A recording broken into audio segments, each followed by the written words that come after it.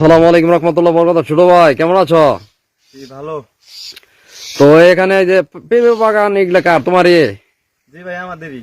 তো এখানে কতটুকু পেঁপে চাষ করছো? কতটুকু ছোট ভাই এই জায়গায়? ভাই অনেক জায়গায় তো ভাই। ঠিক আছে, তো দুই ভাগের মতো। 2 ভাগের মতো না? তো পেঁপে গাছ এগুলো বলছো কতদিন হয়েছে? তাও তো ভাই 6 মাস। 6 মাস না? আচ্ছা, আলহামদুলিল্লাহ। তো পেঁপে বাগানের মাঝখানে এগুলা কি গাছ বলছো ছোট ভাই? এগুলা কি গাছ এগুলা? ওগুলা হচ্ছে ভাই আপনার মালটা গাছ। মালটা গাছ। কমলা, হ্যাঁ। ঠিক আছে, তো মালটা গাছ লাগাইছো এগুলা কতদিন ছোট ভাই? এগুলা তো আপনার 1 বছর মতো। 1 বছর মতো হয়েছে না? আচ্ছা, আলহামদুলিল্লাহ।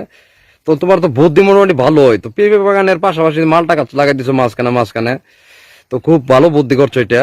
তো মালটা গাছের 1 বছর ধরে লাগাচ্ছ, একটা ফল ধর কতদিন পর ছোট ভাই এগুলা?